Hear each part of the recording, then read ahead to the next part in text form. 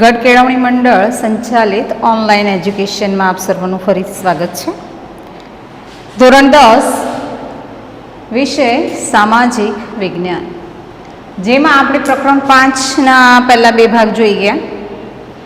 હવે પ્રકરણ 5 ભારતનો વિજ્ઞાન અને ટેકનોલોજીનો વારસો, એમાં ફરીથી આપણે જે આગળના બે ભાગ જોઈ ગયા છીએ એનું પુનરાવર્તન ફરીથી કરી લઈએ.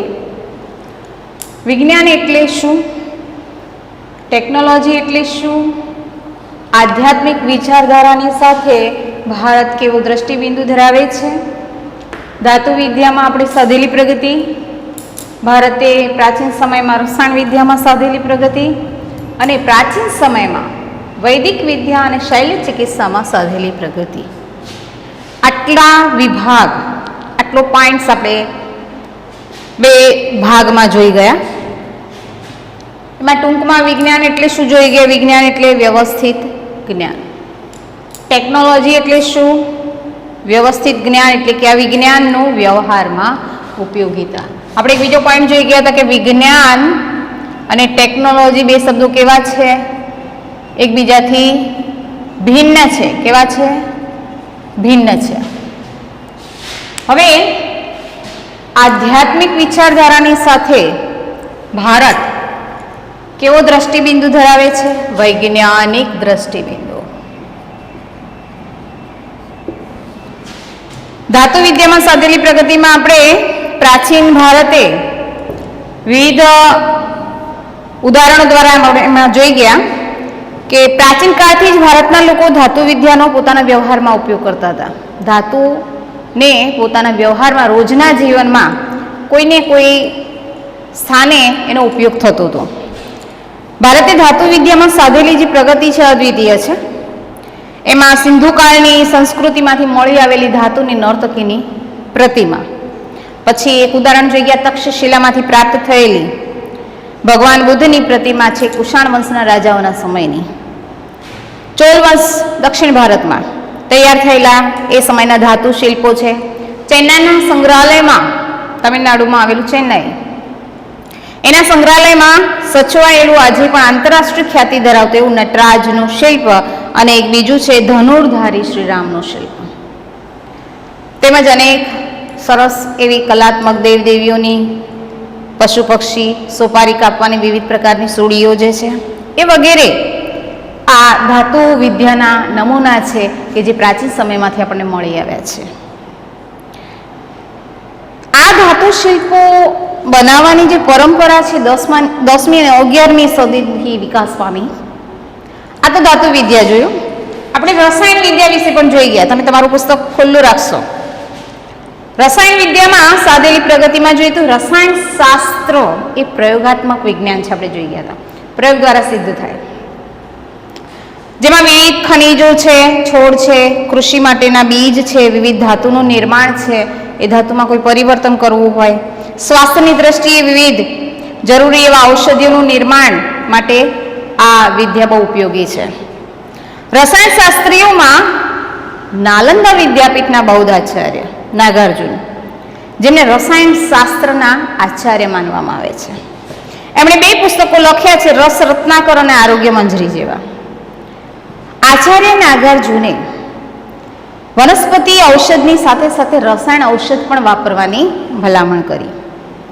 એમણે પારાની ભસ્મ કરી ઔષધ તરીકે વાપરવાનો પ્રયોગ એમના દ્વારા શરૂ થયો એવું માનવામાં આવે છે. નાલંદા વિદ્યાપીઠે રસાયણ શાસ્ત્રી રસાયણ વિદ્યાના અભ્યાસ માટે અને એના સંશોધનો માટે પોતાની અલગ રસાયણ શાળા અને ભઠ્ઠીઓ પણ સ્થાપિત કરી હતી. રસાયણ શાસ્ત્રોના ગ્રંથોમાં ખાસ કરીને મુખ્ય રસ, ઉપરસ, 10 પ્રકારના વિષ તેમજ વિવિધ પ્રકારના ક્ષાર અને ધાતુઓની ભસ્મનું વર્ણન અંદર જોવા મળે છે. રસાયણ વિદ્યાના ઉત્કૃષ્ટતા અને એની શ્રેષ્ઠતા તેના ધાતુમાંથી બનાવેલી વિવિધ મૂર્તિઓમાં આપણને ભગવાન બુદ્ધની મૂર્તિઓમાં જોવા મળે છે. એમાં કેટલાક ઉદાહરણો આપણે બે જોઈએ. 7.5 ફૂટ ઊંચો અને 1 ટન વજન ધરાવતો તામ્ર મૂર્તિ છે, જે સુલતાનગંજ બિહારમાં આવેલું છે, ત્યાંથી મળી આવી છે. 18 ફૂટ ઊંચી ભગવાન બુદ્ધની પ્રતિમા નાલંદામાંથી જ મળી આવી. 7 ટન વજન ધરાવતો 24 ફૂટ ઊંચો એવો સમ્રાટ ચંદ્રગુપ્ત બીજો એટલે કે વિક્રમાદિત્ય, એણે નિર્માણ કરેલું વિજય સ્તંભ, જેને આપણે લોહ સ્તંભ કહીએ છીએ, જે દિલ્હીમાં છે, તમારા પુસ્તકની અંદર બાજુમાં જ આપેલું છે એ ચિત્ર, જેમાં દ્રશ્યમાન થાય છે મોટો લોહ સ્તંભ છે, આજુબાજુ જાળી છે. આ જે લોહ સ્તંભ છે આખો લોખંડનો, એટલે કે આ વિજય સ્તંભ જે વિક્રમાદિત્ય બંધાવ્યો, જેને આજ દિન સુધી વરસાદ, ઢળ કે તડકામાં આટલા વર્ષો સુધી રહ્યા છતાં પણ એને કાટ લાગ્યો નથી. આ શું છે? આ રસાયણ વિદ્યાનો ઉત્તમ નમૂનો છે કે એમાં એવું કયું રસાયણ એમણે વાપર્યું હશે કે એમાં એને હજુ સુધી કાટ લાગ્યો નથી. હવે આ તો આપણે રસાયણ શાસ્ત્ર વિશે જોઈ ગયા. વૈદક વિદ્યા અને શૈલ્ય ચિકિત્સામાં પણ ભારતે પ્રાચીન સમયમાં અનેક સિદ્ધિઓ પ્રાપ્ત કરી છે. વૈદક વિદ્યા અને શૈલ્ય ચિકિત્સા. પ્રાચીન સમયથી ભારતે વૈદિક વિદ્યા અને શૈલ્ય ચિકિત્સામાં અભૂતપૂર્વ સિદ્ધિઓ પ્રાપ્ત કરી. ભારતીય વૈદક શાસ્ત્રના મહાન પ્રણેતાઓ 3 જોઈ ગયા હતા આપણે, મહર્ષિ ચરક, મહર્ષિ સુશ્રુત અને વાઘભટ્ટ. એમણે બહુ સરસ એવા વૈદક શાસ્ત્રની અંદર ઉત્તમ શિખરો સર કર્યા છે.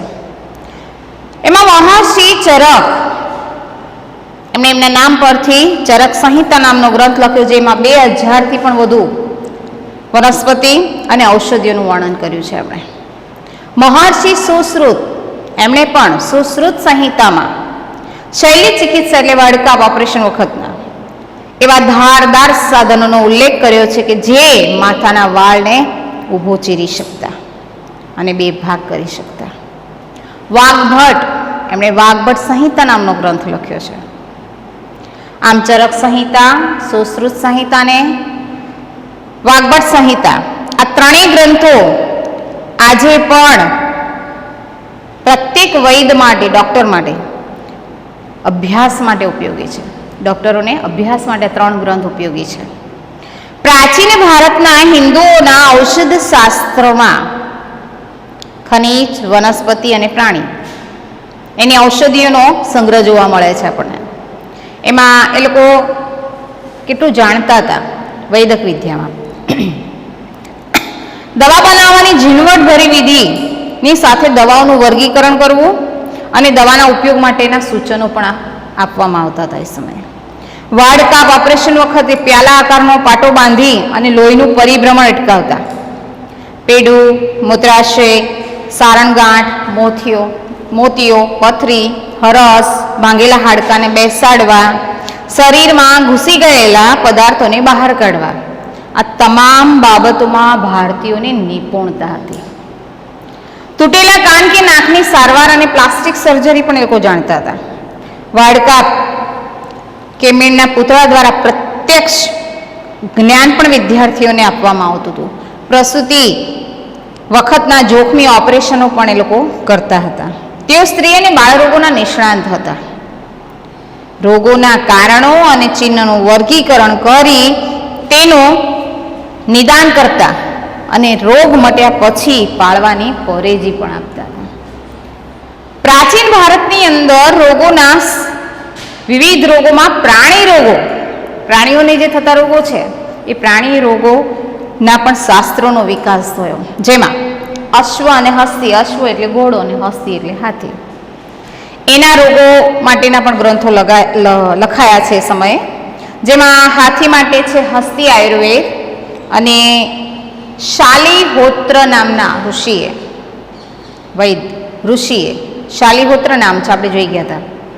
એમણે અશ્વશાસ્ત્ર નામનો ગ્રંથ લખ્યો છે. વૈદક શાસ્ત્રના વિદ્વાન કોને ગણવામાં આવે છે? વાઘભટ્ટ, જેમણે વાઘભટ્ટ સંહિતા નામનો ગ્રંથ લખ્યો. અને સાથે સાથે એમણે નિદાન માટે, રોગોના નિદાન માટે એમણે અષ્ટાંગ હૃદય નામનો ગ્રંથ લખ્યો છે. વાઘભટ્ટને વૈદક શાસ્ત્રના વિદ્વાન ગણવામાં આવે છે. હવે આ તો આપણે આગળનું જોઈ ગયા.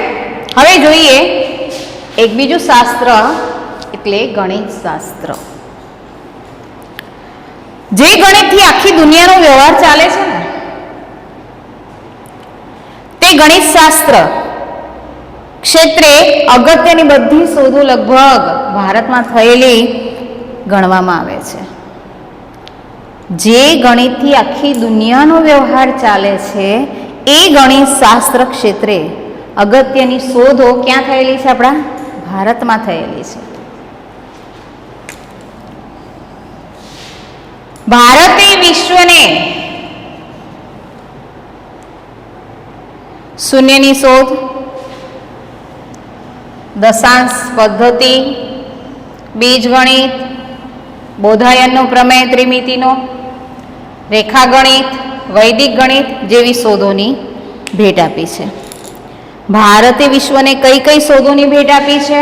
તો શૂન્યની શોધ એ પણ અહીંયા જ થઈ, દશાંશ પદ્ધતિ, બીજગણિત, બોધાયનનો પ્રમેય, રેખાગણિત, વૈદિક ગણિત જેવી શોધો વિશ્વને આપી. શૂન્યની શોધ કોણે કરી? તો તમે જાણો છો શૂન્યની શોધ કરનાર છે આર્યભટ્ટ. કોણે કરી છે શૂન્યની શોધ ગણિતમાં? આર્યભટ્ટ નામના ગણિત શાસ્ત્રીએ કરી છે.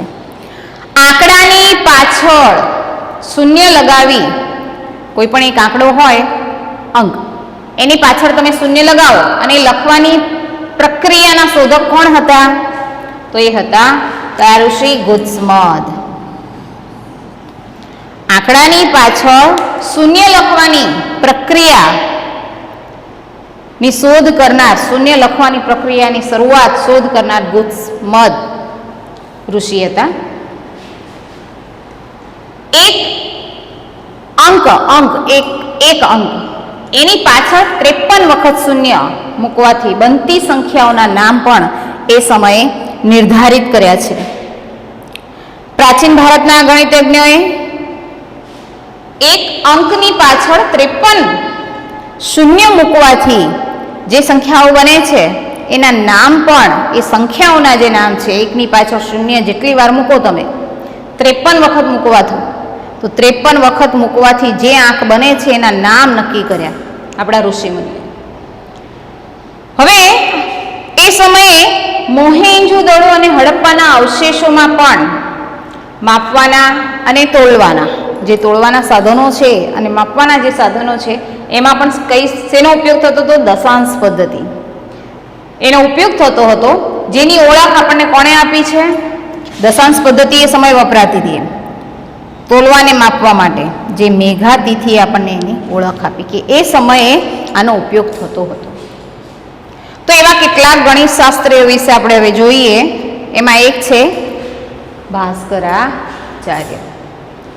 ભાસ્કરાચાર્ય નામના મહાન ગણિત શાસ્ત્રી થઈ ગયા. એમણે ઈસવીસન 1150માં 2 ગ્રંથો લખ્યા છે, જેમાં એક છે લીલાવતી ગણિત અને બીજું છે બીજ ગણિત.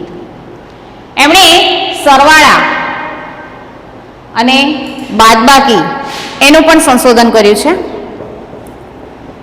બ્રહ્મગુપ્ત આપણે ગણિત શાસ્ત્રી થઈ ગયા. એમણે સમીકરણના વિવિધ સમીકરણના પ્રકારો બતાવ્યા, સમીકરણના પ્રકાર બતાવ્યા. બોધાયન પ્રમેય, ત્રિકોણમિતિ એટલે આપસ્તંભે શુલ્વ સૂત્રોમાં ઈસવીસન 800 પહેલા પૂર્વે વિવિધ વૈદિક યજ્ઞ, જ્યારે યજ્ઞો કરાવવામાં આવતા એ સમયે વૈદિક યજ્ઞો માટે જરૂરી જે વેદીઓ હતી એમાં એ પ્રમાણ નિશ્ચિત કર્યું. એમાં પણ આ સિદ્ધાંતોનું વિશ્લેષણ જોવા મળે છે આપણને. હવે એમાં ગણિત શાસ્ત્રીઓમાં આર્યભટ્ટ વિશે જોઈએ. આર્યભટ્ટ વિશે આખી ટૂંક નોંધ પૂછાય ને આખો ગણિત શાસ્ત્રનો પણ પ્રશ્ન પૂછાય છે. આ ભાસ્કરાચાર્યના કયા 2 ગ્રંથો છે એ પૂછાય. બ્રહ્મગુપ્તે શેનું સંશોધન કર્યું એ પૂછાય. તો આર્યભટ્ટનો આખો 2 માર્ક્સનો એક પ્રશ્ન હોઈ શકે તમને પરીક્ષામાં. તો જોઈએ આર્યભટ્ટે, પહેલાં જ જોઈ ગયા આપણે, આર્યભટ્ટ મહાન ગણિત શાસ્ત્રી થઈ ગયા. એમણે શેની શોધ કરી છે? શૂન્યની શોધ કરી. એમણે પોતાના ગ્રંથ આર્યભટ્ટિયમ, એમનો ગ્રંથનું નામ છે આર્યભટ્ટિયમ. એ ગ્રંથમાં એમણે પાઈની કિંમત, તમે ગણિત જાણો જ છો, 22/7, 22 અથવા તો 3.14 થાય છે એવું એમણે જણાવ્યું. એમણે પ્રતિપાદિત કર્યું કે ગોલકનો પરિઘ અને વ્યાસ, પરિઘ અને વ્યાસ, ગોલકના પરિઘ અને વ્યાસનું ગુણોત્તરને દર્શાવતો જે અચલાંક છે શું છે? પાઈ છે. ભાગાકારની એમણે આધુનિક પદ્ધતિ, ભાગાકાર તો આપણે કરીએ જ છીએ, પણ એની આધુનિક નવી પદ્ધતિ, ગુણાકાર, સરવાળા, બાદબાકી, વર્ગમૂળ, ઘનમૂળ, વગેરે અષ્ટાંગ પદ્ધતિની એમણે જાણકારી આપી.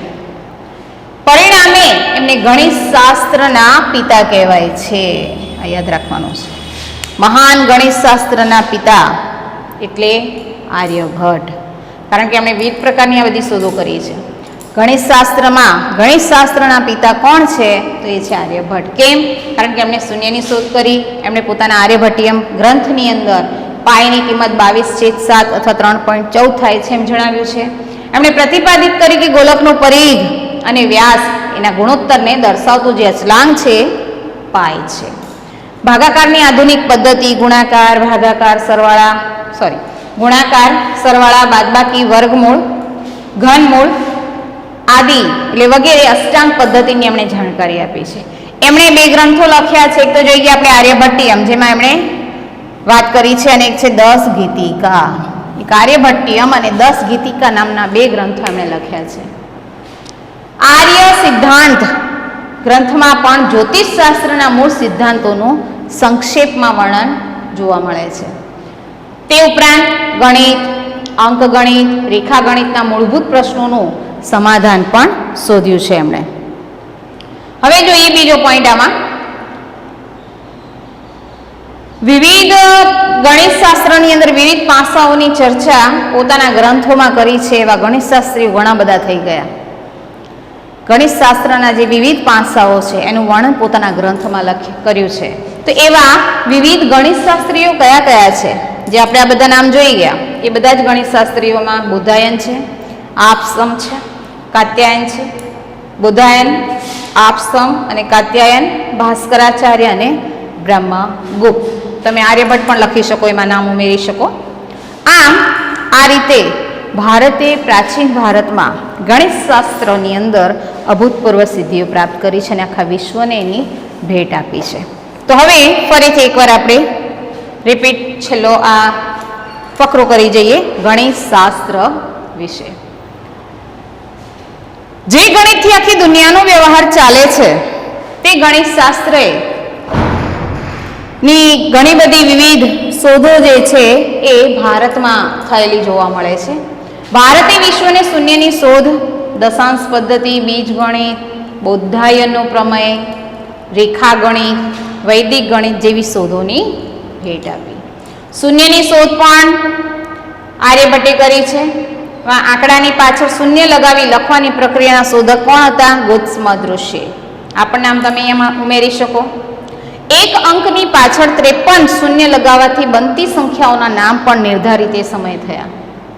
મોહેનજોદડો અને હડપ્પા આ બે જે સંસ્કૃતિ મળી આવી એના અવશેષો જે મળ્યા છે એમાં માપવાના અને તોલવાના સાધનો જે છે, મોહેનજોદડો અને હડપ્પાની સંસ્કૃતિમાંથી એ સમયના લોકો માપવા અને તોલવા માટે શેનો ઉપયોગ?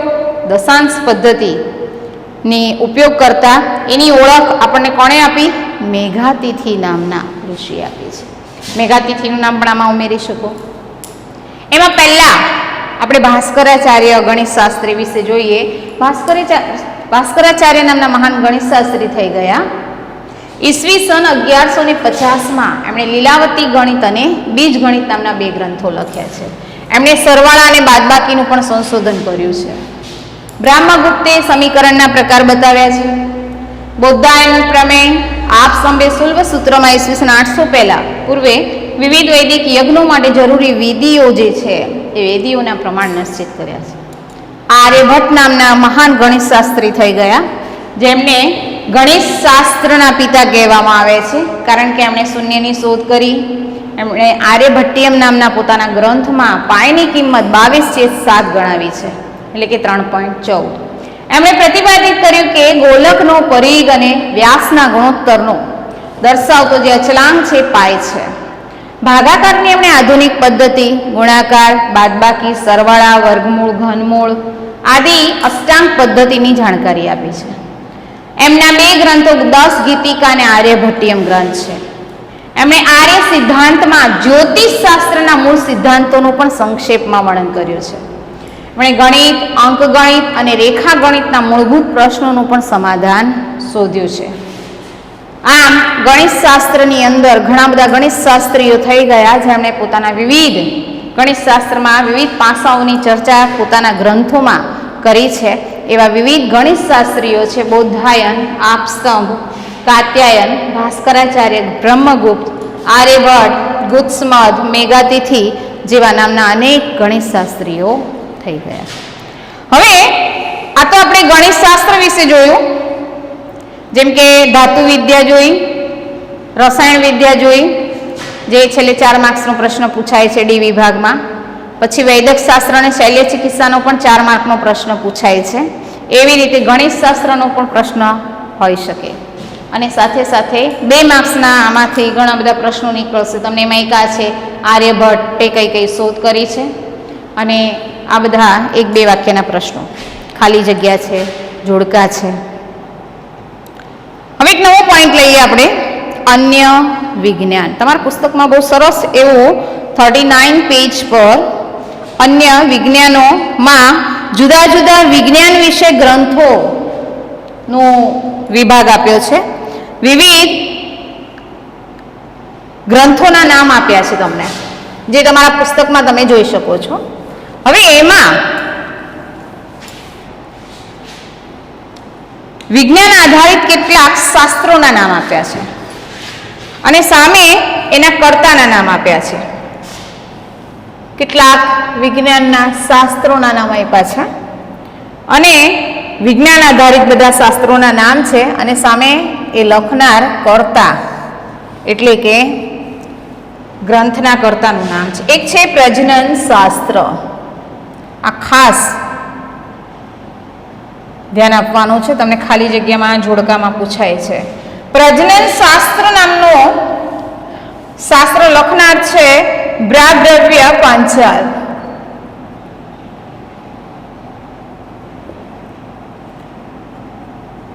જેમણે પ્રજનન શાસ્ત્ર નામનો ગ્રંથ લખ્યો છે. ચિકિત્સા સંગ્રહ, ચિકિત્સા સારવાર.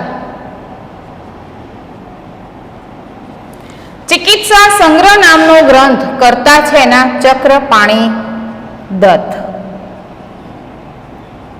ચક્રપાણી દત્ત નામના કર્તાએ ચિકિત્સા સંગ્રહ નામનો આધારિત એવો વિજ્ઞાન ક્ષેત્રનો ગ્રંથ લખ્યો છે. એક છે કામસૂત્ર. આ શાસ્ત્રના કર્તા છે વાત્સ્યાયન. વાત્સ્યાયન નામના ઋષિએ કામસૂત્ર નામનું શાસ્ત્ર પ્રકટ કર્યું છે. વૃક્ષ આયુર્વેદ, વૃક્ષ આયુર્વેદ નામ પરથી તમને ખબર પડી જાય વૃક્ષો વિશે છે. મહામુનિ પારાશર એમણે લખ્યો છે. મહામુનિ, મુનિ છે પારાશર. યોગ શાસ્ત્ર, આ તો બહુ પ્રખ્યાત છે. હમણાં બધા યોગ વધારે કરે છે અને પોતાના શરીરને સુદૃઢ તંદુરસ્ત રાખવાનો પ્રયત્ન કરે છે યોગ દ્વારા. તો યોગ શાસ્ત્ર લખનાર છે મહામુનિ, એના કરતા છે પતંજલિ. મહામુનિ પતંજલિ. પતંજલિનું નામ તમે જાણતા હશો. યંત્ર સર્વસ્વ,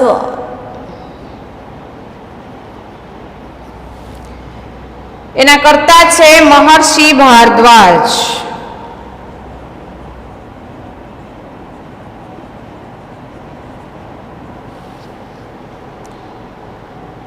કાલગણના, આ શાસ્ત્રના કર્તા છે શક મુનિ. આટલા ખાસ શાસ્ત્રોના નામ છે વિજ્ઞાન ક્ષેત્રના, અને એના કર્તાના નામ આપ્યા છે જે તમારે પરીક્ષા માટે ખાસ યાદ રાખવાના છે. આમાં જોડકા પૂછાય, ખાલી જગ્યા પૂછાય, એક વાક્યનો પ્રશ્ન હોઈ શકે, એટલે આ પણ તમારે તૈયાર કરવાનું છે કોઠો આખો. ભાઈ પ્રજનન શાસ્ત્ર તો બ્રાદ્રવ્ય પાંચાલ, ચિકિત્સા સંગ્રહ ચિકિત્સા સંગ્રહ ચક્રપાણી દત્ત, કામસૂત્ર વાત્સ્યાયન, આયુર્વેદ મહામુનિ, વૃક્ષ આયુર્વેદ મહામુનિ પારાશર, યોગ કોણે શરૂઆત કરી છે મહામુનિ પતંજલિ યોગશાસ્ત્ર માટે, યંત્ર સર્વસ્વ મહર્ષિ ભારદ્વાજ, અને છેલ્લે છે કાલગણના શક મુનિએ. હવે ગણિતશાસ્ત્ર અને અન્ય વિજ્ઞાન પ્રાચીન ભારતમાં જે જુદા જુદા વિજ્ઞાન વિશે ગ્રંથો લખાયા છે, આ વિવિધ ગ્રંથો જે લખાયા વિજ્ઞાન ક્ષેત્રના, એમાં એ કર્તાઓના આપણે નામ જોઈ ગયા છે. તમે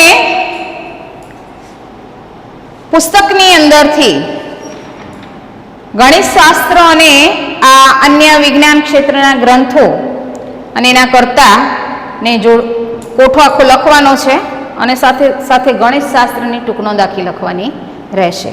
હવે પછીના છેલ્લા ભાગમાં ચોથો પાર્ટ્સની અંદર આપણે ખગોળશાસ્ત્ર, ખગોળ, અવકાશનું જ્ઞાન અને જ્યોતિષ, આ બંને એકબીજા સાથે જોડાયેલા છે. ખગોળ અને જ્યોતિષશાસ્ત્ર, એના વિશે એક ટૂંકનોંધ જોઈશું. અને વાસ્તુશાસ્ત્ર, જેમાં તમને ખૂબ નવું જાણવા મળશે વાસ્તુશાસ્ત્ર વિશે. Okay, thank you.